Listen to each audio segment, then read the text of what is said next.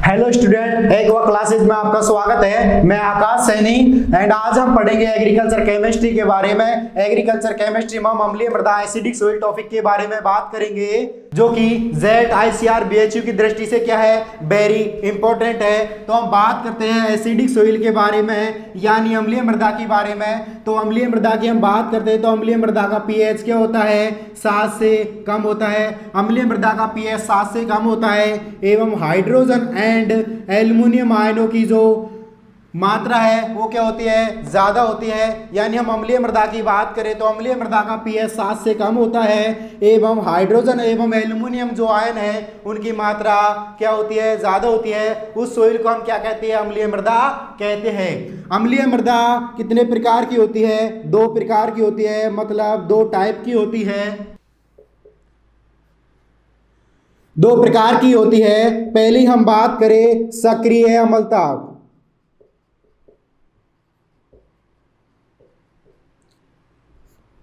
सक्रिय अम्लता, active acidity.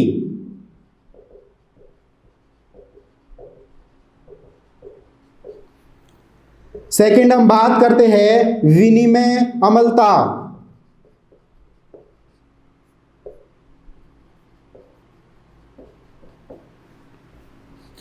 Exchangeable acidity.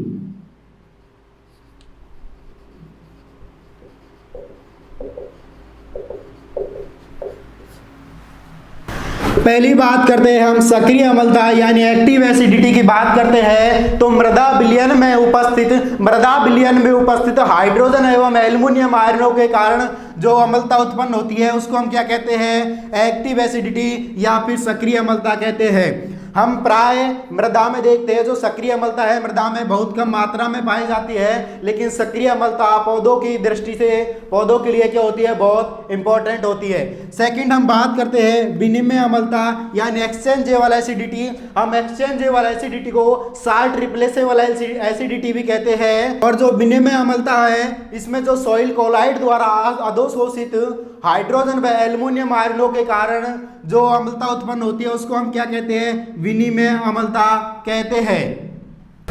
Next हम बात करते हैं अम्लीय मृदा बनने के कारण।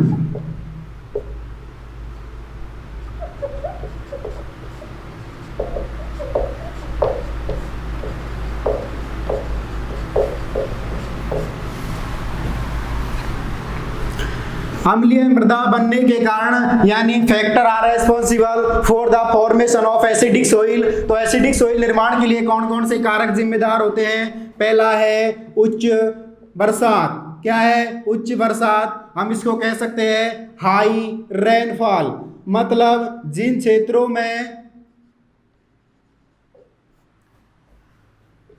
उच्च बरसात, हाई रेनफॉल, मतलब हम कह सकते हैं जिन क्षेत्रों में अधिक बारिश होती है वहां पर कौन सी मृदा का निर्माण होता है, अम्लीय मृदा का निर्माण होता है। क्योंकि अधिक बरसात वाले क्षेत्रों में जो साल्ट होते हैं, कैल्शियम, मैग्नीशियम, पोटेशियम जो आयन होते हैं वो जल के साथ विलय होकर इनकी क्या हो जाती है, लीचिंग हो जाती है। क्या हो जाती है, इनकी लीचिंग हो जाती है, जिससे मृदा में हाइड्रोजन आयन और एल्युमिनियम आयनों की सांद्रता क्या हो जाती है, बढ़ जाती है। इस स्थिति में कौन सी मृदा का निर्माण होता है, अम्लीय मृदा का निर्माण होता है। सेकंड पॉइंट हम बात करते हैं अम्लीय उर्वरकों का प्रयोग।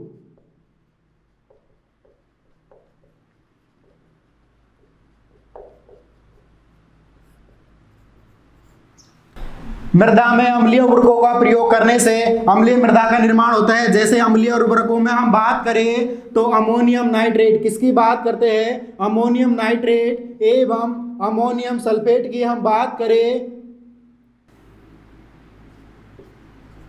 अमोनियम नाइट्रेट एवं अमोनियम सल्फेट अम्लीय उर्वरक है जो अम्लीय मृदा बनने के लिए जिम्मेदार होते हैं। तीसरा पॉइंट की हम बात करें CO2 कंसंट्रेशन की हम बात करें तो हम जानते हैं कार्बनिक पदार्थों के सड़ने से CO2 निकलती है। CO2 अभिक्रिया करती है जल से अभिक्रिया करके क्या बनाती है, कार्बनिक अम्ल, और कार्बनिक अम्ल है जो अम्लीय मृदा बनने के लिए जिम्मेदार होता है।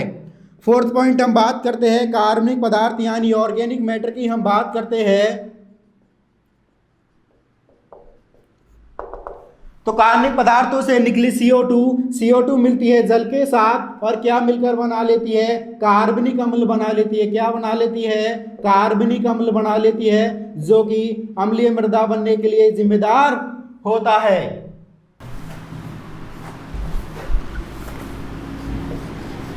क्योंकि जो सोइल होती है, सोइल पर हाइड्रोजन जो कैल्शियम आयन है उनकी मात्रा क्या होती है, ज्यादा होती है। तो सोइल में कार्बनिक पदार्थों को सड़ने से क्या निकला, कार्बनिक अम्ल।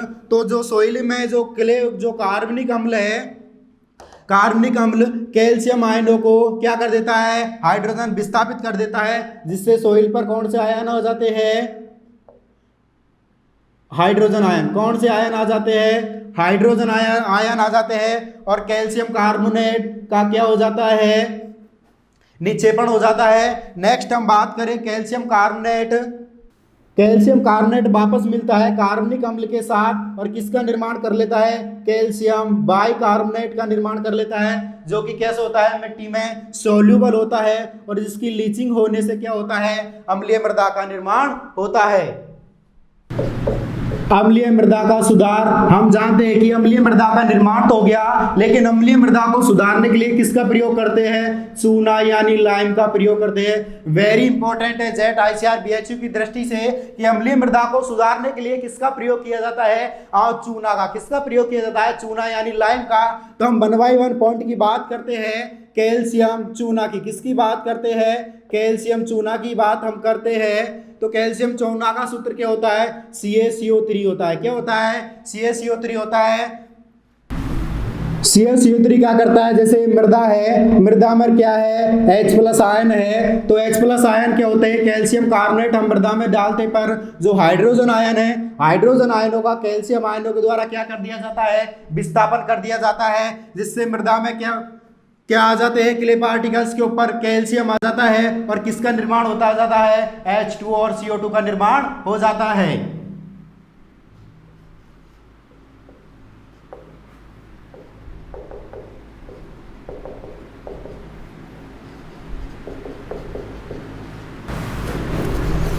दूसरा हम बात करते हैं अम्लीय मृदा को सुधारने के लिए बिना भुजा चूना का भी किसका प्रयोग करते हैं, बिना भुजा चूना का भी प्रयोग करते हैं, जिसका सूत्र क्या होता है, CaO का निर्माण किसे कहते हैं, कैसे होता है। जैसे हम जानते हैं कैल्शियम कार्बोनेट होता है, कैल्शियम कार्बोनेट को हम क्या देते हैं, हीट देते हैं, एनर्जी देते हैं। तो ये कैल्शियम कार्बोनेट को CO2 और CO में क्या कर देता है, ब्रेक कर देता है, जिससे हमारा क्या होता है, बिना भुजा हुआ चूना CO का निर्माण होता है। हम थर्ड पॉइंट की बात करते हैं, भुजा चूना।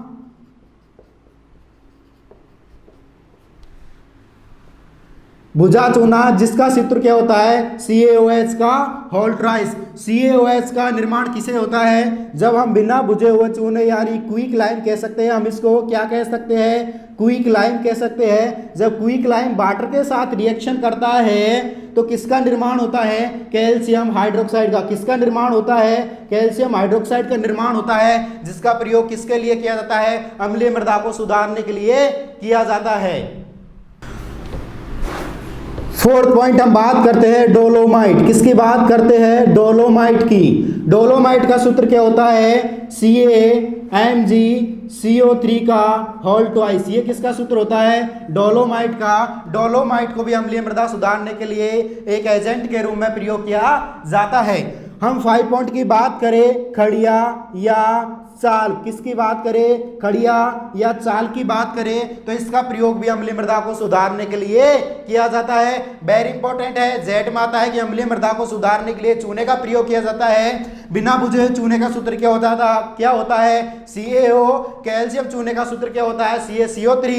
भुजा हुआ चूना का सूत्र क्या होता है, CaOH का होल ट्वाइस। डोलोमाइट का सूत्र क्या होता है, कैल्शियम मैग्नीशियम CO3 का होल ट्वाइस।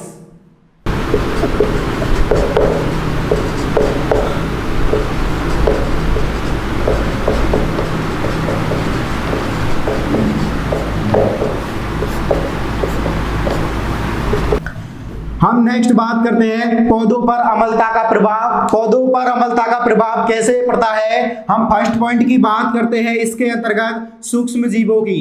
किसकी बात करते हैं, सूक्ष्म जीवों की क्रियाशीलता की हम बात करते हैं। तो अब अम्लीय मृदा होने पर मृदा में सूक्ष्म जीवों की क्रियाशीलता क्या हो जाती है, कम हो जाती है। क्या हो जाती है, सूक्ष्म जीवों की क्रियाशीलता कम हो जाती है, यानी सूक्ष्म जीवों की क्रियाशीलता पर अम्लीयता का प्रभाव पड़ता है, जिससे सूक्ष्म जीवों की क्रियाशीलता क्या हो जाती है, डिस्टर्ब हो जाती है। सेकंड हम पॉइंट बात करते हैं रोग एवं कीटों का टैग, रोग एवं कीटों का प्रभाव।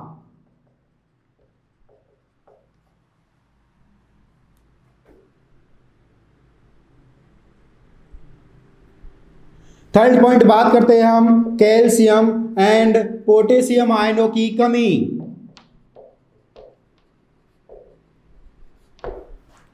चौथा पॉइंट बात करते हैं एंजाइमों की क्रियाशीलता क्या होती है, प्रभावित होती है।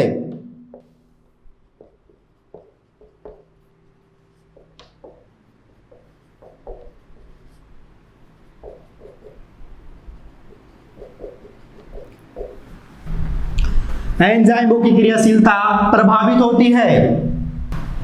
5 पॉइंट की हम बात करते हैं पौधों की जड़ों है, जड़ों पर हाइड्रोजन आयन है, उनका क्या पड़ता है, नेगेटिव इफेक्ट पड़ता है, यानी बेसला प्रभाव पड़ता है। जो पौधों की जड़ें हैं उन पर अम्लीय मृदा में क्या पाए जाते हैं, हाइड्रोजन आयन पाए जाते हैं, और हाइड्रोजन आयनों का अम्लीय मृदा पर क्या प्रभाव पड़ता है, नेगेटिव प्रभाव पड़ता है। हम नेक्स्ट पॉइंट 6 पॉइंट की बात करें, अम्लीय मृदा में जो होते हैं हाइड्रोजन एंड एल्युमिनियम आयरन के जो ऑक्साइड होते हैं या फिर यौगिक होते हैं, उनकी मात्रा क्या होती है, ज्यादा होती है।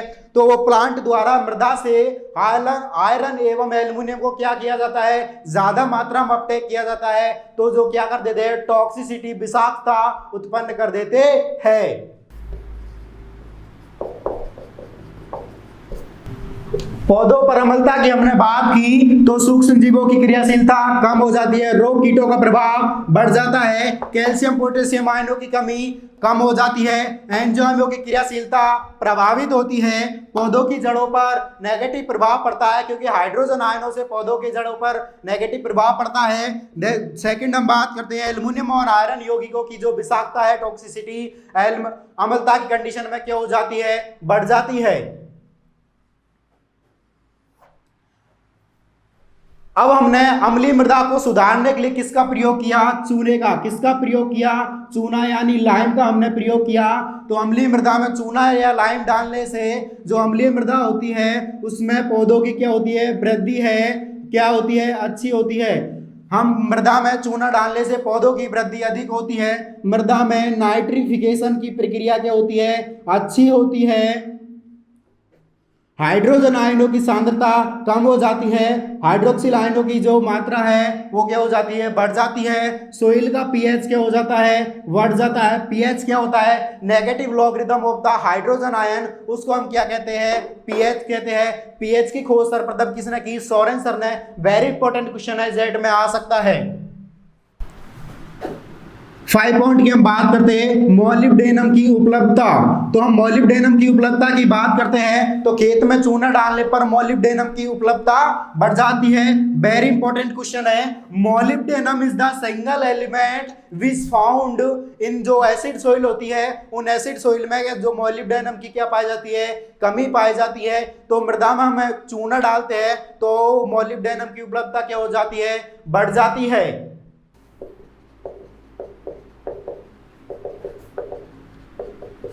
मृदा में चूना यानी लाइम डालने से जल एवं वायु संचार क्या हो जाता है, अच्छा हो जाता है। 7 पॉइंट की हम बात करते हैं, मृदा में डाला हमने चूना तो अम्लीय मृदा में क्या है, हाइड्रोजन और एल्युमिनियम आयनों की सांद्रता ज्यादा होती है। तो मृदा में डाला हमने चूना तो चूने में होता है कैल्शियम, तो कैल्शियम क्या होता है, एल्युमिनियम और हाइड्रोजन आयनों क्या कर देता है, विस्थापित कर देता है, जिससे जो क्ले पार्टिकल्स, ह्यूमस, जो सॉइल कोलाइड होता है उस पर क्या आ जाता है, कैल्शियम आयन आ जाता है। हम उस रिएक्शन को देखते हैं।